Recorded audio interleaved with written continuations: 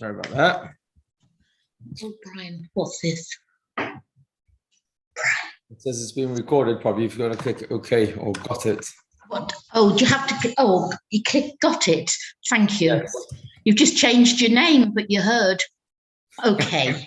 I didn't think you'd be here tonight. I thought you'd still be in New York. I thought there was no share. But then somebody phoned me up and told me you were here. Oh, you got inside connections. Who calls you up? Or should I not ask? Oh, my very, very, very wonderful friend. Very nice. Mrs. B. Yeah, she always phones me up and tells me whether you are here or not here. That's very nice. Oh, I know. So we'll find out soon if I'm here or not. Well, you're here, but you must be tired. I think I'm here. It's been a very, very uplifting weekend. Good. We say, and motivational. It's a very big call to action. That was the ongoing theme. We can't slow down. We're going to do more, not less. But let's talk about what we have to talk about here, because this is what it means to do more. We've got to do more learning. We're starting off with our 3-step program, and that is we talk about what's going on the calendar. We talk about what's going on in the Parshah, and from there we jump right in for a practical, relevant Torah message for our life personally. That's the goal. Should we start off with a joke? No jokes. No jokes. Let's go straight into the debate. Okay, that's the end of the joke. What's going on in the calendar? Help me out. What's going on the calendar? What's going on the calendar? Yiddish calendar has this week. Yesterday was Pesach Sheni. A fascinating story. I've got to share the story. Story's okay, right? Yeah. Let's do a quick story. I was one of the speakers yesterday in the preparationary talk before we went into the oil. So her name is, I don't forget what her name is. Okay, it's all right. She came to Chabad probably in the last 10 years, but she had a very interesting journey in which she wasn't keeping Shabbos. She went to visit somebody who at the time was keeping Shabbos and suggested that she should go to a talk. And they went together to a talk, and she didn't get much of the talk. But one thing she did get was that Challah has a tremendous amount of depth. And one of the light bulb moments that she had during that talk was that she understood that the Challah isn't just the name of a food, it's actually the name of a mitzvah. And the mitzvah is Hafrashas Challah, to take a portion of the dough and give it to Hashem, and that would, in the good old days, would be given to the Kohen, and now it's burnt. But it's a mitzvah Challah. And the mitzvah Challah is also one of those mitzvahs that have a tremendous opportunity to daven, for a person to pray in an auspicious time. She just loved it. She felt like Hashem had told her that this was like this is what she needed to hear. And she had all sorts of ups and downs in life. I think she'd been in 2 companies that had closed down while she was working there, and she was doing other things. She'd studied and learned something that didn't help her find a job. She was searching, and she found that if she was looking for something meaningful, she was going to start doing challah. She had no clue how to do challah. She didn't know how to make a dough, didn't know how to braid, didn't do anything. But she started telling her friends on Monday, come this Thursday night in my place, we're going to be doing challah. Basically, long story short, she ends up coming to hangout where people come to make challah on Thursday nights from all around. Everyone's coming to her place, and by this time she knows already how to make challah, and this was her little thing. Eventually, she decides she wants to take it to the next level. She wants to extend the reach. She decides she wants to go and help Jewish women do the mitzvah of challah and pray. And in order to do that, she wanted to take her challah gig from just being in her living room to take it to a place where it has a lot of Jewish people. Then she thought she doesn't want to have just people who happen to be possibly interested. She wants to go to a place where people are generally searching when they come there. And that would be the prime type of crowd that would be responsive to her suggestion of doing a mitzvah of challah. So she took a dough, 5-pound dough, she said, and she rocked up at the Rebbe's oil. And it was a little awkward at the beginning because she found herself a space, and she just started inviting women who were there. And obviously most people were there, come there to pray, and they were asking for their needs. Maybe you want to do a mitzvah of challah whilst you're here. And she literally started doing Hafrashas Challah in the Rebbe's, in the tents at the back there, in the Beis Chabad of the Rebbe's oil. And then went on time, week after week, and she kept coming back to do more challah. Eventually, she took one particular friend with her, and it was a rainy day, and they're driving over there, and this friend wasn't a big fan of this idea of showing up at a house of worship or the Rebbe's oil nachtatzu with a bowl of dough and starting to do mitzvah challah. And the whole way, whilst they're traveling, this friend of hers is like just talking how foolish it is and how out of place it is. By the time she got there, she's like, you know what? This is definitely going to be the last time I'm ever doing this. I'm never doing this again. And as you can imagine, this is where the story changes. They come there and the place is deserted. It's a rainy day. There's no one there. There's one couple. And the couple are sitting there writing the letter as they walk in. And as they walk in, the woman finishes writing a letter and she's walking down into the oil. And her friend pops the question to the husband, do you think your wife might be interested in doing the mitzvah of Rosh Hashanah?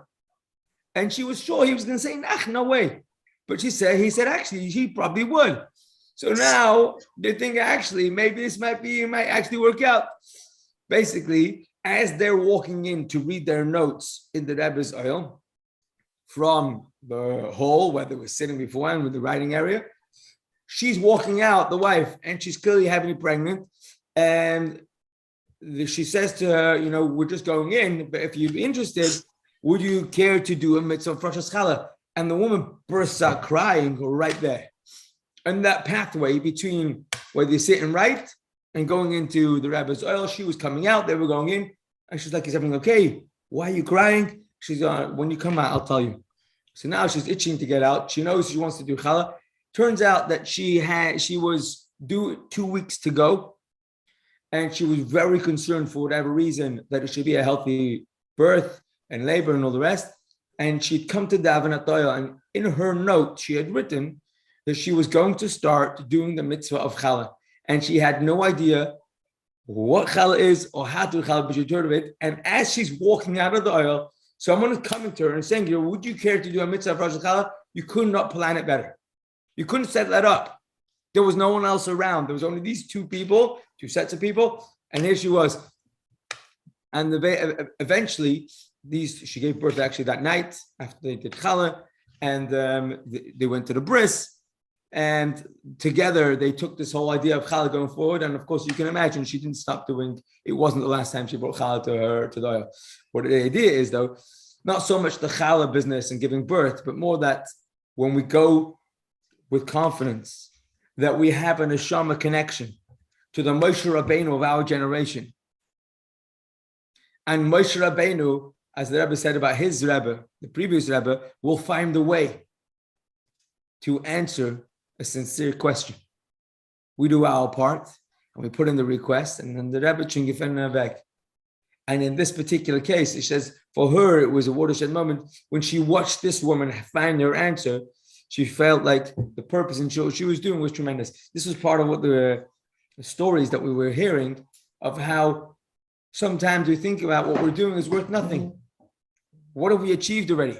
And however much we have achieved, there's still so much more to do. And why bother? And of course, Moshe Rabbeinu famously only had one mother. Believe it or not. The grand, fantastical Moshe Rabbeinu just had one mother. And that one mother was the mother of this fantastic kid who grew up to be the Moshe Rabbeinu who brought the Torah to the Jewish people. And the same is true for every single one of us. We also had one mother, but we're also just the person that we need to be. Exactly who we need to be.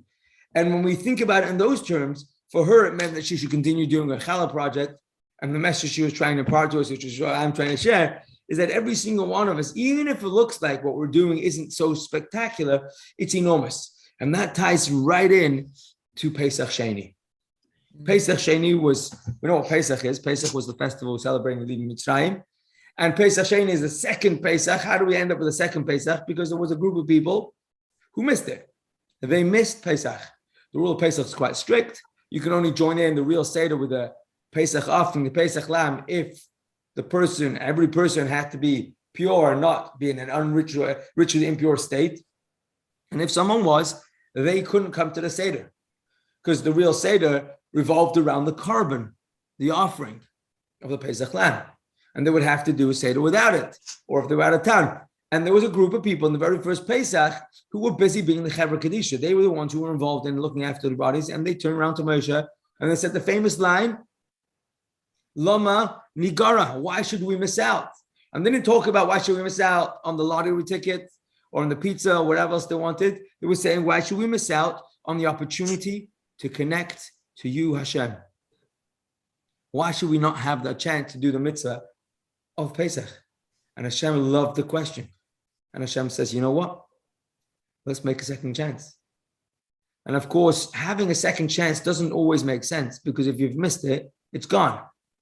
And therefore the Rebbe often emphasized that a second chance doesn't just mean second with a number 2 in it. Second chance actually means there's another chance. And another chance means it's never too late.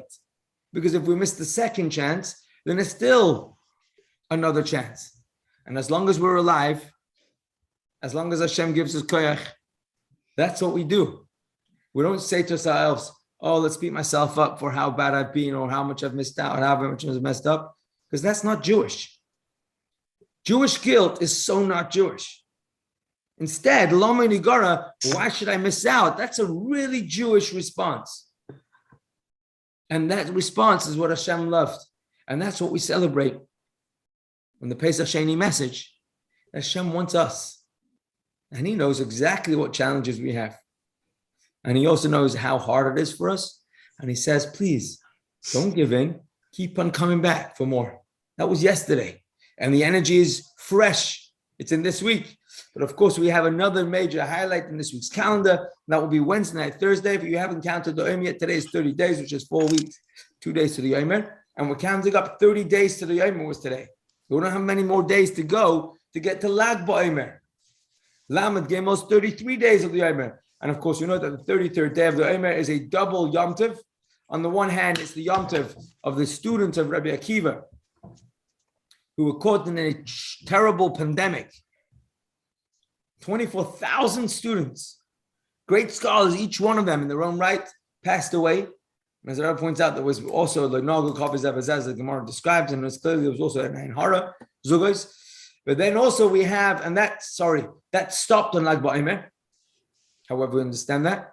On Lag BaOmer, no one died, either because there was none left, or because they took a break, or because that was the final day, and those who survived after was the 5 Talmidim, which Rabbi Akiva managed to set up, including Rabbi Shimon Bar Yochai, who turned around the teachings of Rabbi Akiva and put it to a whole new level. And that's one festivity of Lag BaOmer, which we'll be celebrating this Wednesday night, Thursday. And of course, the other part is that one of the Rabbi Akiva's remaining students, or super students from afterwards, was Rabbi Shimon Bar Yochai. Rabbi Shimon Bar Yochai, besides being an enormous scholar in Gemara and Talmud, was a trailblazer of Yiddish Jewish Kabbalah, Jewish mysticism. And he was the author of the Zohar. He's the one who had to hide for 12 years and go back for another day, 13th year in the cave together with the son. And they survived on the miraculous carob tree and river, the stream of water that appeared by their cave. And Rabbi Shimon Bar Yochai passed away on Lag BaOmer in middle of teaching the greatest secrets he'd ever taught in his entire life put together. And it was on that day on Lag BaOmer where Rabbi Shimon Bar Yochai had with him a very select group of his closest disciples, and he was sharing information at enormous pace. And what was he teaching them? Secrets that he'd never dared share before. And it was in his final moments that he shared these secrets. You know, Rabbi was writing as fast as he could to make sure he doesn't miss out a word. And as he said the word Chaim, his neshama, his body, his soul left his body, and he passed away. But he had asked that on this day it would be a day of rejoicing, and ever since it is. Lag BaOmer, till this very day, is a celebration that is celebrated by hundreds of thousands of people. And in Israel, it's celebrated in person in Miron. And what's most fascinating, at least to me, is that many of these people have never, not only have they never opened up a Zohar, or even a Gemara recently, many of them haven't kept Shabbos for a long time, or at all. But somehow feel a connection, a closeness to this enormous sage that was so great in his own day, let alone in comparison to our generation. And what is that we find? How do we have some correlation of any level with such a great tzaddik? I mean, even his friends barely understood who he was.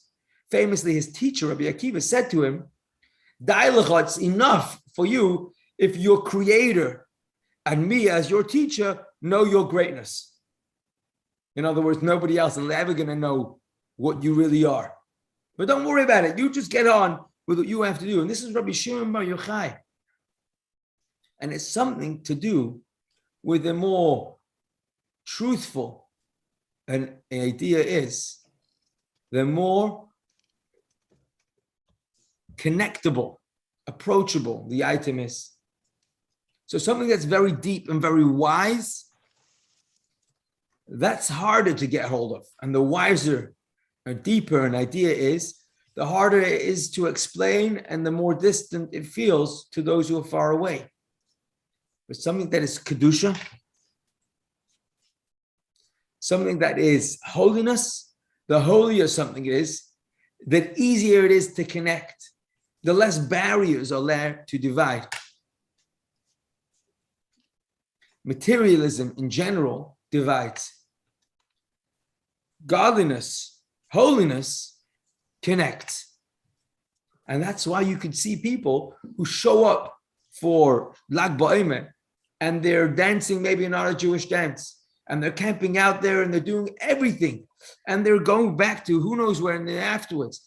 But whilst they're there, they feel a closeness and a connection to Rabbi Shimon Bar Yochai.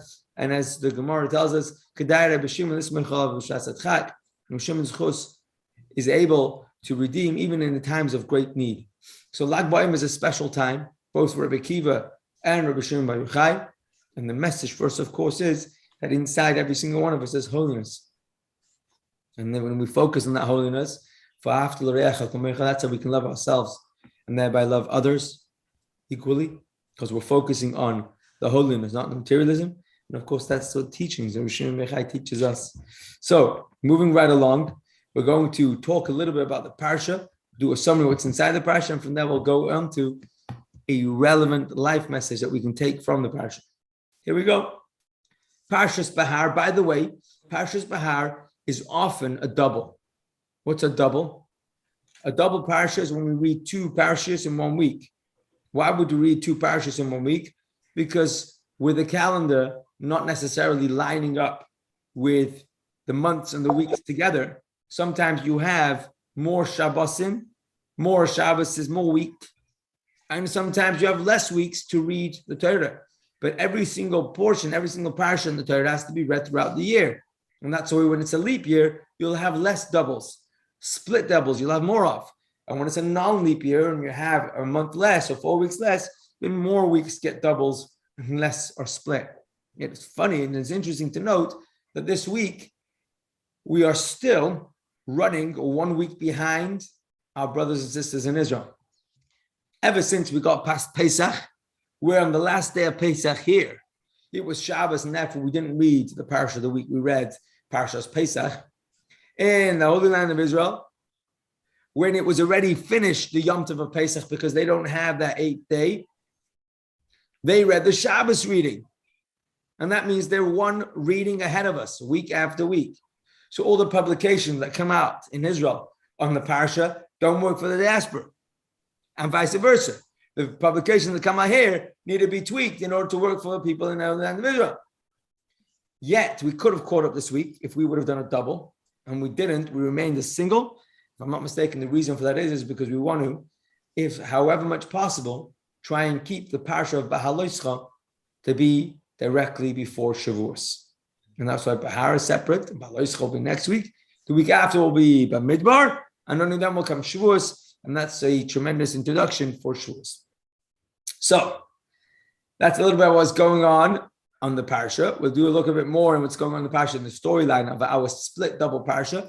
Behar is not so long, because often as it comes together with the next week, but Behar in itself does have some fascinating lachans, starting off with the law and the mitzvahs of the Shemitah year, the sabbatical year. Now, it happens to be that we this year are in a Shnas Shemitah, in a Shemitah year, in a sabbatical year, which the Torah tells us that on every 7th year we should not work the land.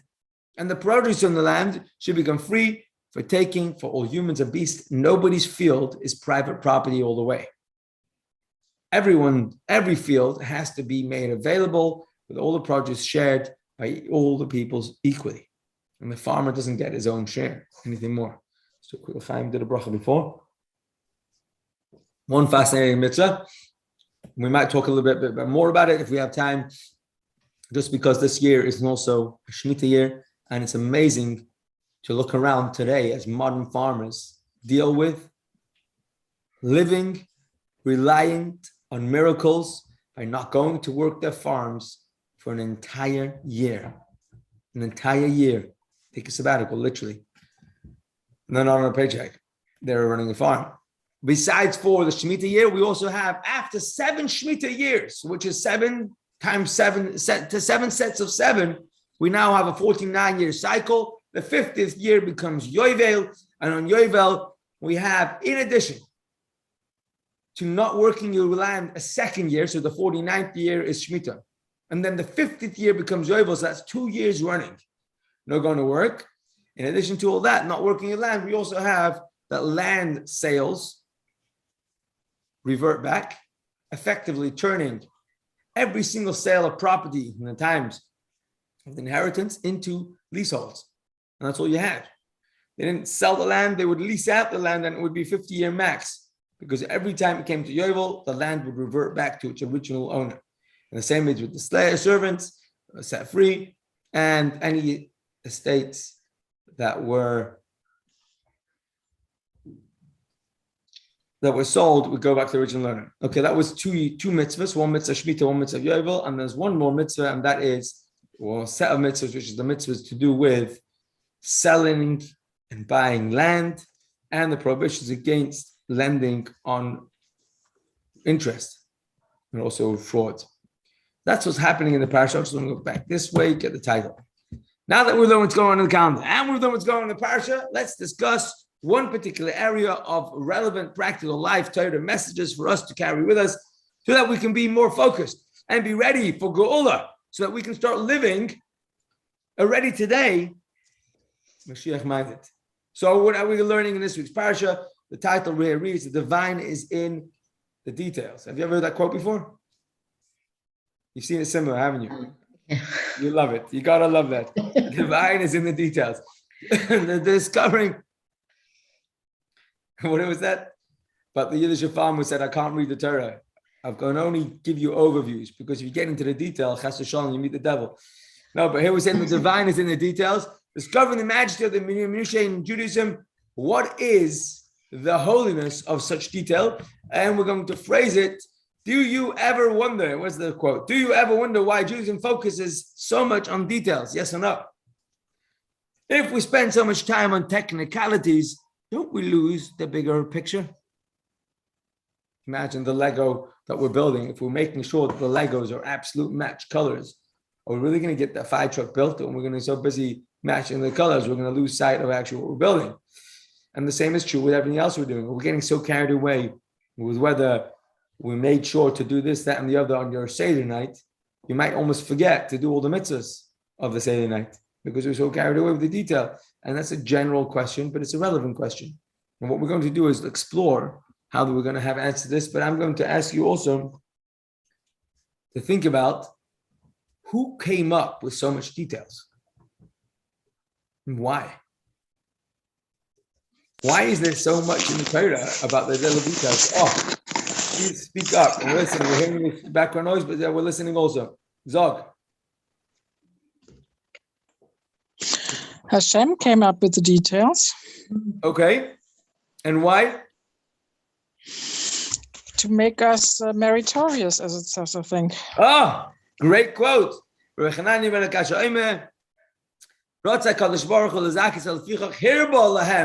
Torah mitzvahs. Says Hashem wanted to make sure that we have a lot of merits, meritorious, or at least opportunities for merits, and therefore he made many mitzvahs. Great point. Very good answer. Thank you. We're looking for that answer, and we're going to keep on looking for more words to fill into that answer. And the way we're going to do that is we're going to look at this week's Parsha, opening up with the very opening verses of our Parsha. Hashem spoke to Moshe and Har Sinai, saying, Dabra al b'nei Yisrael, talk to the Jewish people, and say to them, when you arrive at the land that I am giving you, the land shall rest on a Shabbos LaHashem, to God. So, when you come to the land, there has to be a Shabbos on the land. How's that going to work? It'll be year by year, 6 years you'll work, and then you'll do all your fields and your vineyards, collect all your food, and on the 7th year, you'll make it into a resting year for Hashem. You're not going to plant, you're not going to harvest, and the aftergrowth that you harvest, you shall not pick grapes for yourself to set aside. Instead, it should be for everyone to eat, for you, for your servants and your maidservants, your hired people. Everybody gets to eat them, and as do the animals. Fascinatingly, a person was not allowed to lock out even other people, but also not domesticated animals. Everybody had to be able to come in unless there was a war of damage. Be consuming the crop, the produce in my own field became public rights in the year of Shemitah. And that's the Torah. It wasn't a nice cultural thing to do. This is an obligation, a directive that the Torah tells us in this week's Parshah, that one must, in the year of Shemitah, not work, A, and B, also not take the food home, share it with everybody. So, the first question we're going to look at is in the very opening verse we have on this quote, and that is, Vaydaber Hashem al Moshe Lamer, is a pasuk that we have tens of times throughout the Torah. Hashem speaks to Moshe saying, what does that mean? That one of the conversations Hashem had with Moshe whilst he was giving us the Torah, he was receiving the Torah, was different mitzvahs that Moshe Rabbeinu was commanded to teach us. But here we have a slightly added word, 2 extra words in this pasuk, Behar Sinai, that Moshe was told these mitzvahs and these instructions, conversations, whilst he was at the Mount Sinai. Now, that's interesting because he was only at Mount Sinai in the beginning of the journey. And many of the parshas that we read have mitzvahs much later on. And of course, the answer to that question is, did Moshe hear these mitzvahs at the beginning when we first left Egypt, or did he hear it years on, each mitzvah when it appears? And the answer is, he heard every single mitzvah when he was up the mountain. He taught it to us as and when we were ready to receive it. But he was repeating. He wasn't just innovating or prophesizing at the time. He was repeating that which was already said much early on at the time of the Torah. So Behar Sinai actually is a reference to Shavuos time. This mitzvah was taught to Moshe at Mount Sinai at Shavuos time, or just after Shavuos, and that's where we have it from today. The question is going to be, why does the Torah tell us that this mitzvah was given on Har Sinai? We just explained that every mitzvah was given on Har Sinai. So why does the Torah tell us? Isn't it obvious? What's the Torah getting at? And of course, this question can be rephrased to say, what are we supposed to learn from the fact that the Torah told us this mitzvah was given on Har Sinai? Of course, go to your best friend in the Chumash when you learn the Torah is Rashi. And Rashi says, he asked the question right away, Ma enya Shemitah eitz Har Sinai? It's such a brilliant question. What does Shemitah, what does the 7th sabbatical year we don't go to work, have anything to do with the mountain of Sinai? And he explains this question, every mitzvah was said at Sinai. So don't tell me because it was said at Sinai, because that's the same for every single mitzvah. Says Rashi, there's a good answer. The answer is that Shemitah has been mentioned earlier. It's being re-mentioned today in this week's Parashah to give us the details. Or as Rabbi Chayrutanov would say, the details. Prote protim. I don't think that's English. But details means the every very small details of the detail itself. And every single one of those details were given on Har Sinai. And that's why the whole mitzvah of Shemitah, not just the general idea. Every single part of the mitzvah of Shemitah is important. And that's why Hashem tells us this, to teach us that not only should you think that every mitzvah is given at Har Sinai, the details of every mitzvah were also given to us from Moshe Rabbeinu at Har Sinai. Now, Rashi is telling us a great interesting fact. Let's just put this on the screen. Dividing mitzvahs into two parts. You have the main theme of any given mitzvah, and then you have the details that qualify or frame the mitzvah in a particular way. So give me any mitzvah that comes to mind. Let's just say the mitzvah of eating kosher. That's the general mitzvah, to make sure that everything we eat is kosher. But then there's an enormous amount of details that revolve around kosher. Just ask anybody who does any kosher symbol, kashrus, mashkiach. Or ask anyone who runs a kosher kitchen. What happens if this, that, and the other? Spoon was mixed up. It was this, the plate, the bowl, the skewer, the ladle is spilled. So many questions come up. These are details. The general idea is just make sure you're eating kosher stuff and you're eating kosher. So this is the theme of the mitzvah, to make sure everything's kosher. And then there's the details on how you go about making kosher. Says this week's Parshah. Every mitzvah and all of the relevant details, every single part of that was given at Har Sinai. And by way of example, the Torah picks Shemitah to be the example to teach us this fascinating idea. Every single detail of every mitzvah, as Mrs. Fabry said before, is part of Hashem's wisdom and instruction to us. So, ready for questions. Based on this, we're going to ask question number one is, why do we care? Why does it matter if the mitzvahs are given at Har Sinai and the details are from later? Or no, everything is from the Mount Sinai? What difference does it make? Question number two. Go ahead. Yeah. Okay. Evans, do you want to say something? I was just thinking that, wasn't it at Har Sinai where the Yidden were willing then to take on all the things that they were being told, and particularly all the mitzvahs, the milk and meat and different things? That was when everybody was together and they agreed to do that. Before then, they had been traveling and they hadn't known about some of the things, even though Moshe Rabbeinu did know about them. So wasn't that the optimum time to actually tell them and get them to do this? And they did it willingly. I love the answer. What we're suggesting is that perhaps we want to say that the details are part of Har Sinai, so it could be included in our commitment, and thereby we're saying that we've committed to every detail. It's not wrong. It's 100% correct that we committed to every detail, because we committed to whatever Hashem is going to throw at us. We signed on the dotted lines and said, now fill in the blanks. Now put in whatever you want. It's a signed document. Please fill in whatever you want, Hashem. And Hashem did. He filled in the blanks. He put in the 613 commandments. However, we didn't know what those mitzvahs are going to be. We had to wait for Moshe Rabbeinu to come down the mountain and teach it to us.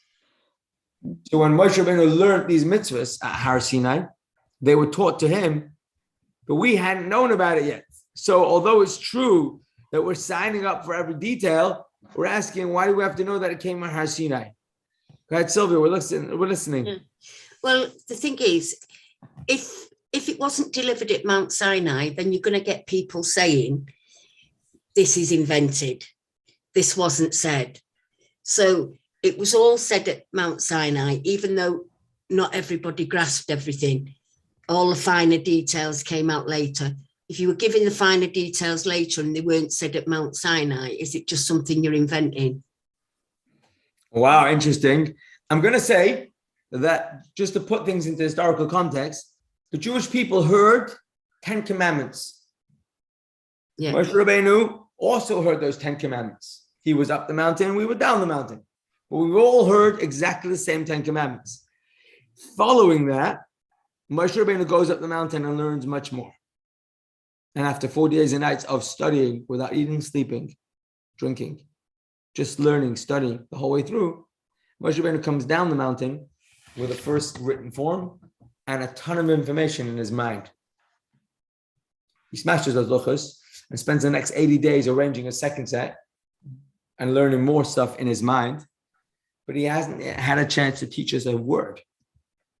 He's been scurrying backwards and forwards between us and Hashem just to secure our survival, atonement on some level. As soon as Moshe Rabbeinu gets that behind him, it's now the morning after Yom Kippur, and that's when Moshe Rabbeinu sits down and starts teaching and teaching and teaching and teaching, make sure every single one of us understood. So he learned the stuff at Har Sinai, came back to teach us just after the story of Har Sinai, moving on. So we're looking for, why is it important for us to know that Moshe Rabbeinu picked up all these details up the mountain, rather than saying, no, Moshe Rabbeinu was a great man, and he was able to apply what he considered to be very important parameters and rules. But no, we have to know that every detail of every mitzvah is part of a mitzvah from Moshe Rabbeinu receiving at Sinai, meaning it was received from Hashem himself. Question one. Moving right along, question two. If we're going to have one mitzvah, it's going to be the example from which we are going to learn that every mitzvah was given to Moshe Rabbeinu by Hashem on Har Sinai, then you're going to probably choose the best mitzvah to be that example. What made Shemitah be that best example? And of course, we're going to go back now to our first original question, make it question number 3. What's with the details? Why does Hashem get so carried away? If I did do this detail, didn't do this detail. So this is going to be our 3 questions. Why is it important to know that it came from Har Sinai?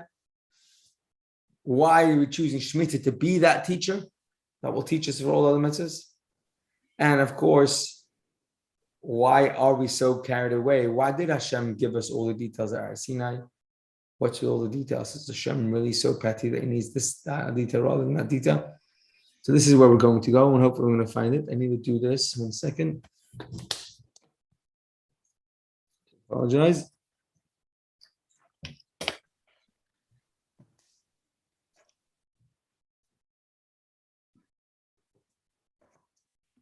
Okay.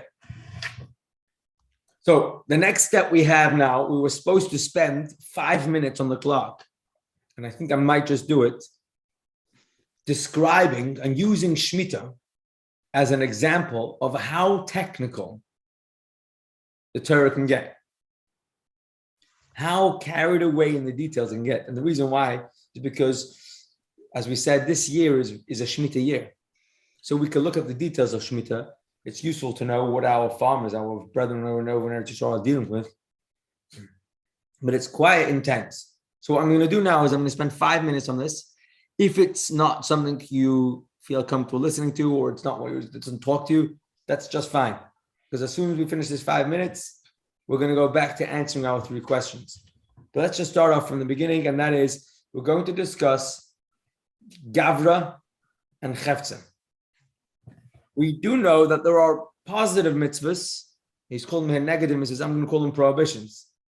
There are things we are forbidden to do, and there are things that we are obligated to do.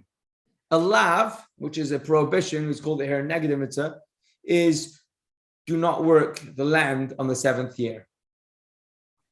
The pasuk goes on to make it clear that there's not just a restriction. It's not just forbidden and prohibition to work the land in the 7 years. There's actually a positive commandment, a commandment to an action point, an assay. We are obligated to allow the land to rest in the 7th year. I'm going to ask you, are these 2 mitzvahs the same or different?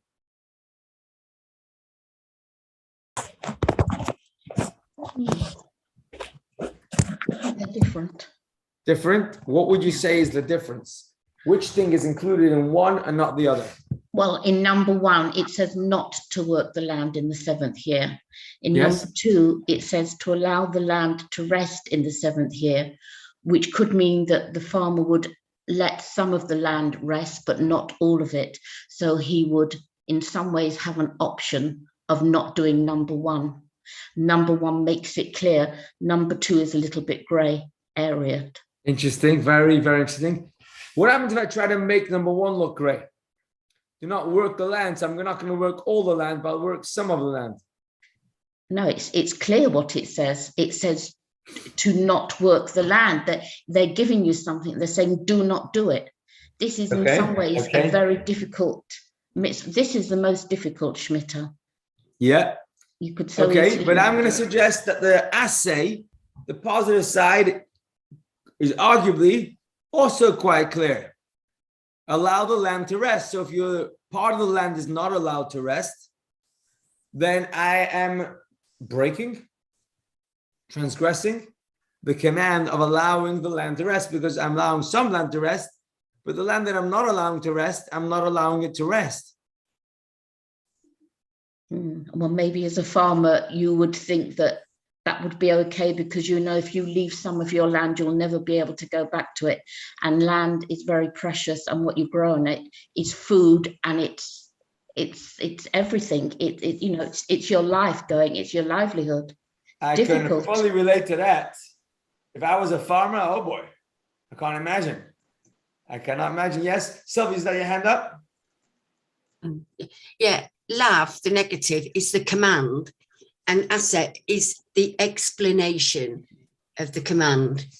Interesting. It's the reason why you're saying. If you don't leave the land to rest on the 7th year, and we still do this today, yeah, but you don't do it as in Israel.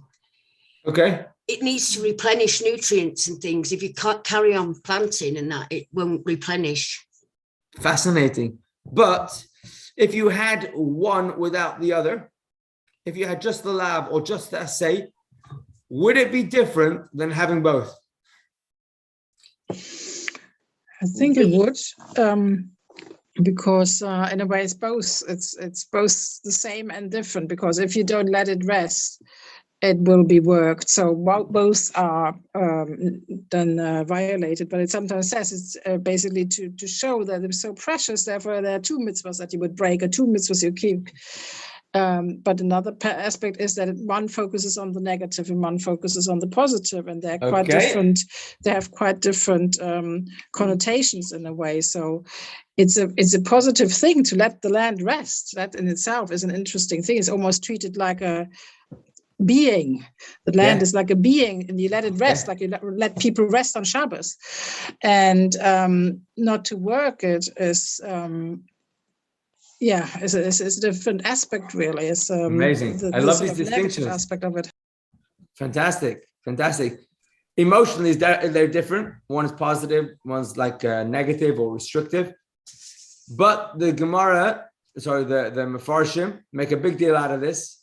One of the interesting ideas, it's a Talmudic idea. It's a very analytical idea.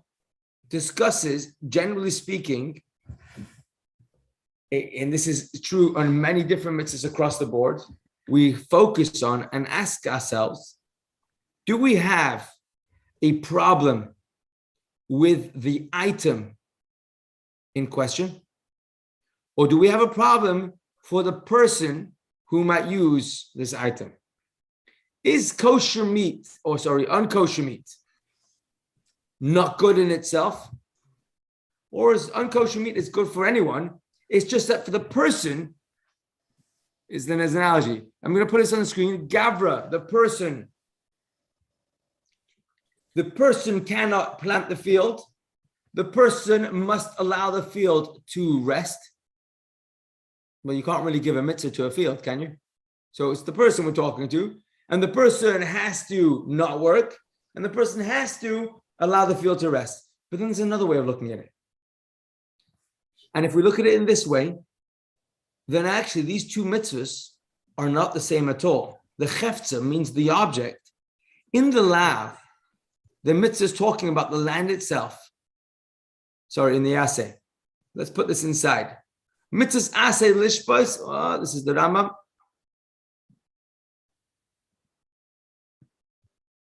One of the practical differences this distinction would make, if the mitzvah is that the Jew's land should be left alone, untouched, in the sabbatical year, then it makes no difference who is to blame for violating this restraining order.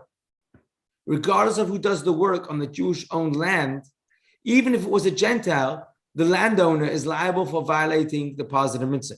You can see already what happens if somebody who doesn't have this mitzvah, it's not one of the 7 Noahide laws, it's not a universal law, it's a mitzvah for a Jewish person to not work the land. So now we ask ourselves, is it the land's issue? The land has to remain to rest, or is it that the person has to not work and allow the field to rest? And the major difference would be, if it's the person's responsibility, well, if I'm not around and I'm not involved, then I've done nothing wrong. But if it's an issue about the land itself, the field, the garden, the planting area, that planting area has an obligation as the item. What did we call it before? Chefza? The object itself needs to rest. Then there's a very big difference between the first mitzvah and the second mitzvah. The first mitzvah, to not work the land in the 7th year, is clearly only an obligation on people who have this mitzvah. It would be only for a Jewish farmer who would have this restriction. But if we to learn now that mitzvahs lo yisaseh allow the land to rest, and we're focusing on the land rather than the farmer, one could argue that in that case, even a non-Jewish farmer would not be allowed and would have to be restrained from working the land. However, if the mitzvah is addressed to the person, then when a Gentile works the field, the landowner is not considered to be violating the mitzvah, because the non-Jewish farmer is allowed to work any land, he isn't restricted, and we could argue there's no restriction. So perhaps this sort of double mitzvah is there to include the chefza versus the gavra. Now, what's the relevance of this? There's tons of relevance when it comes to halacha. What's the relevance to us tonight is an example of how much the Talmud will go into detail of one exampled mitzvah, the mitzvah of Shemitah. Can the non-Jewish farmer do it? Can the non-Jewish not farmer? Does it have to rest? Is it about the gavra? A lot of details. And there was another example we could have done, but we passed the 5-minute mark. The point we're making is that Shemitah has a tremendous amount of detail in it. And instead of just saying that generally speaking is the gavra versus the chefza, there was another example. What happens if someone locks up their field? Does it automatically become ownerless? Or is it up to the farmer to declare it ownerless? So is the item shmitad, whether you like it or not? So that if the farmer says, no, I'm not making it shmitad, I'm not going to let anyone who wants to come and take. It's too bad, I can take anyhow because the Torah already said that the item itself is already ownerless. Or is it no, it's an idea that the person, the farmer, the owner, has a mitzvah to declare it ownerless. It's not about the item itself. And that would be another example of why you might find a difference between whether it's a gavra or a chefza. And the Talmud loves it. Goes to town with backwards and forwards. It's a great discussion. And it makes for a great debate.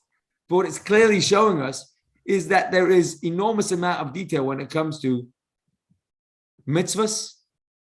Here's another example. Okay, let's just scoot right past here. This is the slide we're looking for. This discussion, which we touched upon, only reinforces our earlier questions. Why focus on the details? Are we missing the broader picture? So is it included? Is it not included? The main thing is that there's a feeling amongst the Israeli farmers, the agricultural industry, that their field has to rest, and it's a special year, it's a holy year, and it's a Shabbos and Hashem, and it's a year to dedicate to Hashem. Do we really need to get carried away with the intricate details and decide whether it's kosher or it's not kosher? Is it 10 kosher? Is it properly kosher? So this is the story. Rav Shalom the Behar of Lubavitch. This is the 5th Lubavitch Rebbe. God desires that we fulfill the mitzvah at a deep, absolute level. In other words, God is entirely invested, so to speak, in his desire for us to fulfill the mitzvahs. This will exist independently, entirely one-sided.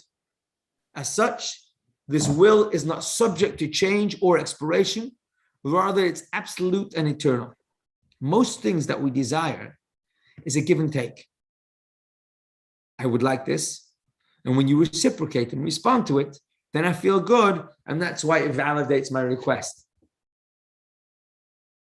Hashem's not like that.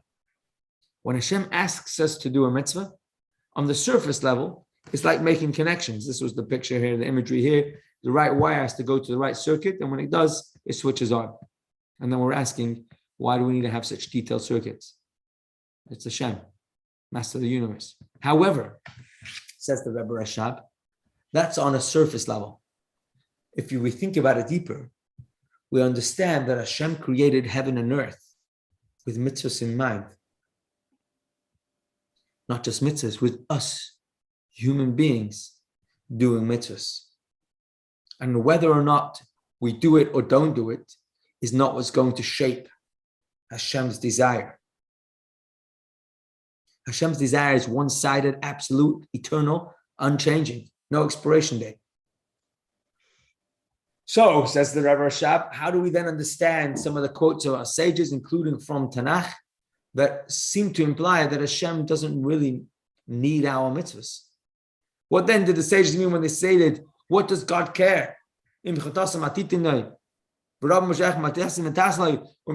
the question of slaughter takes place, if the will invested in the mitzvahs is God's deep-seated desire, of course he cares. Says the Rebbe Rashab, it actually does make sense. It's only an external and eternal level. How the deep apps depends on what we're talking, deeper or shallower. Similar to, I want my kids, I want my children to behave well. I want them to be happy. I want them to be close.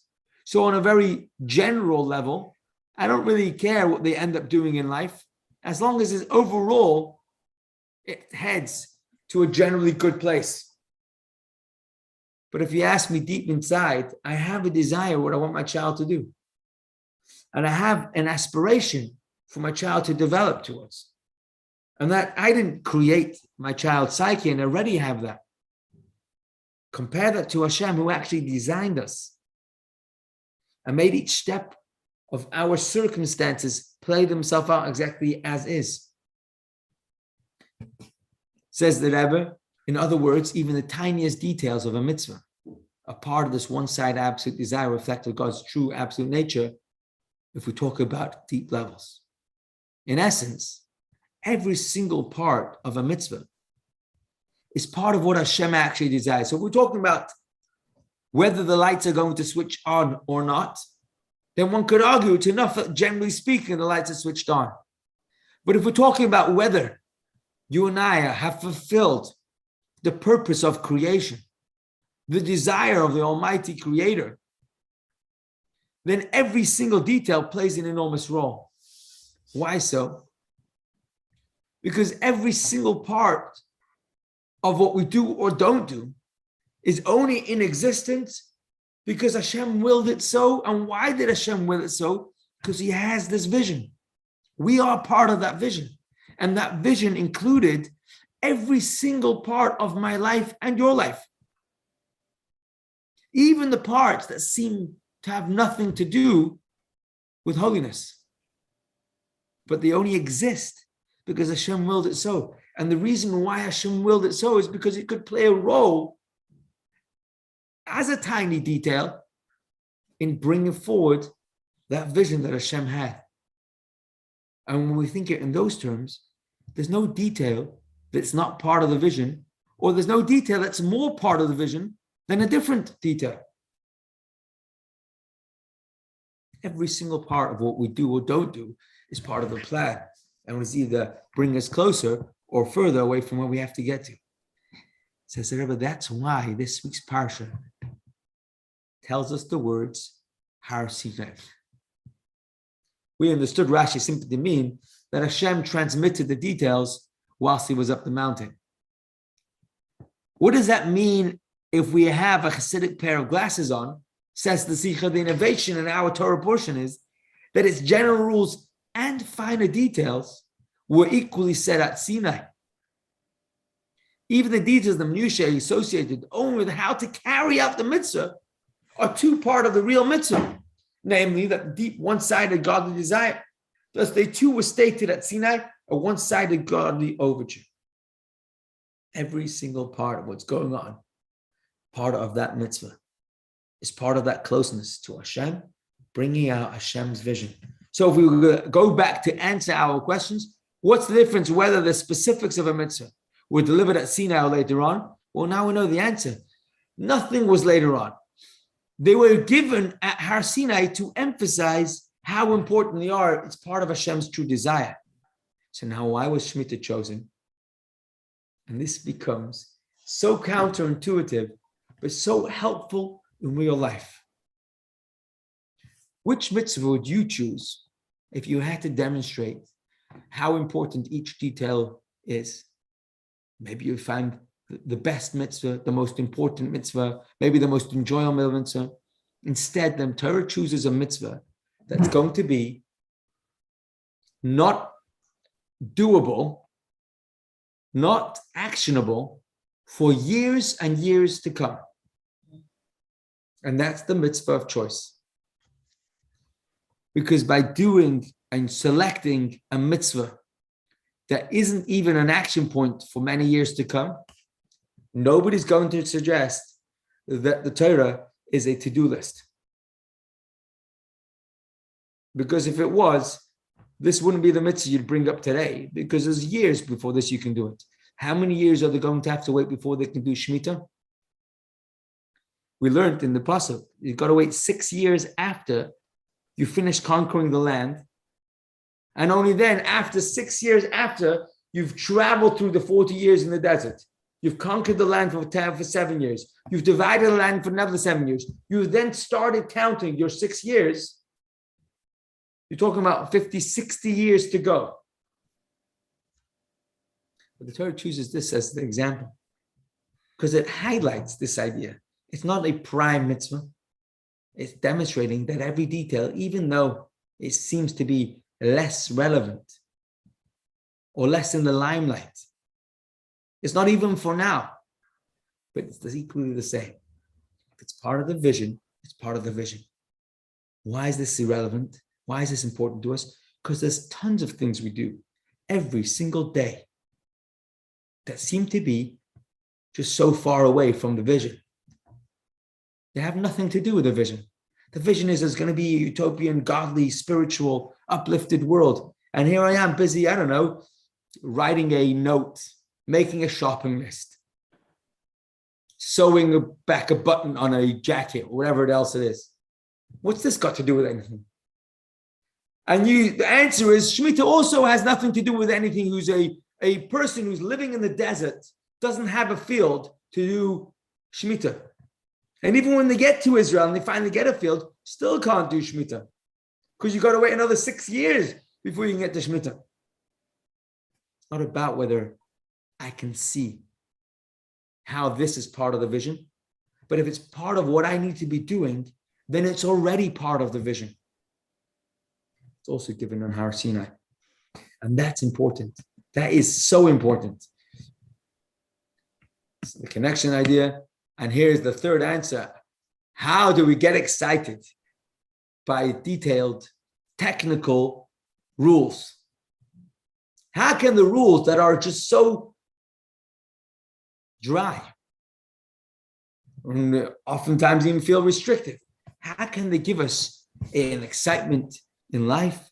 And the answer, of course, is going to be that if we can realize what the mitzvah is, the mitzvah isn't just switch on the circuit of the godliness so that we now have some flashing spiritual lights. It's much more than that. It's bringing the world to the vision that Hashem had in mind. Nothing exists unless Hashem wills it so. And Hashem wills what he wants. And if he willed that my jacket needs a new button on it, and that's why it exists, that's part of his master plan. And I'm going to do it with the same excitement that I would do everything else that I need to do.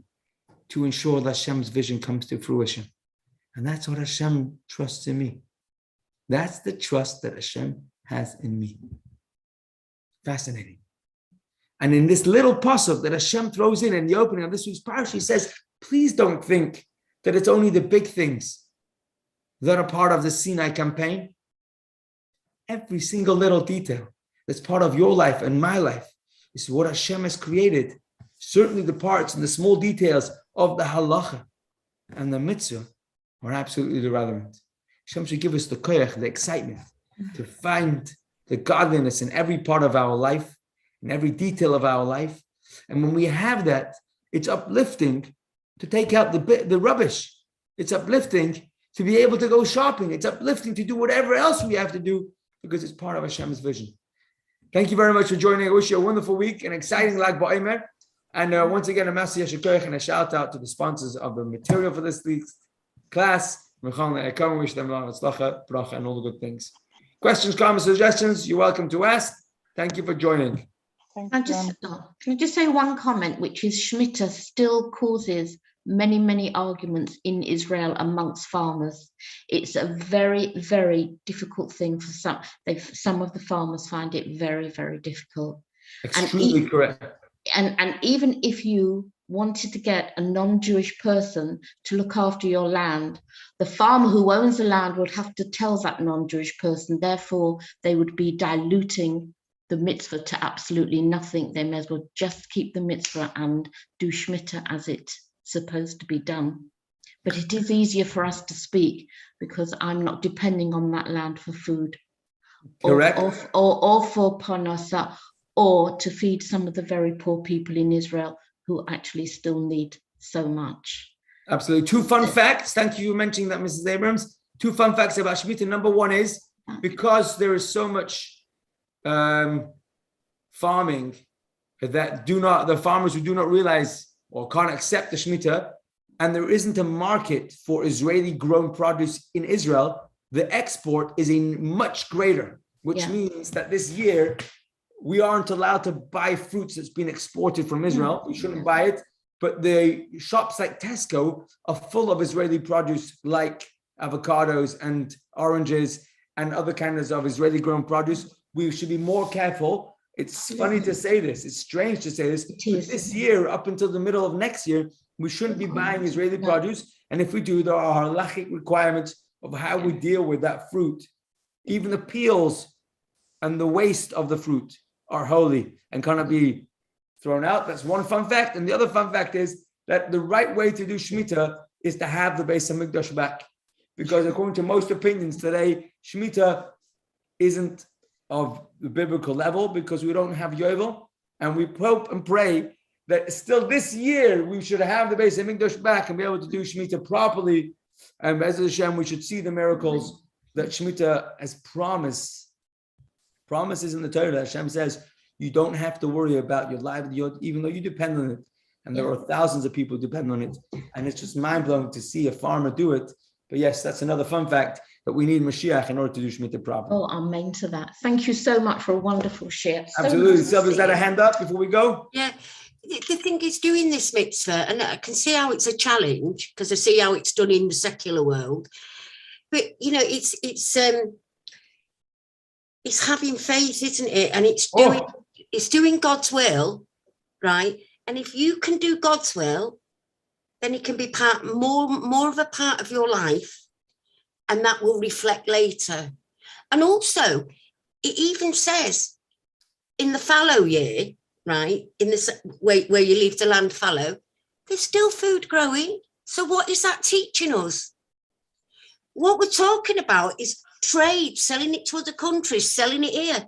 But if all trade collapsed, the land is still going to produce food. Correct. You don't even need a farmer. Hashem will do that. Correct, but it requires tremendous faith. And as Ms. Abrams says, it's easy for us to talk. Yes, but please God, we should have Mashiach and we should see the miracles and have our personal redemptions in our own life as well. Right. Thanks, Robert. Have a lovely evening, everybody. Have a wonderful week.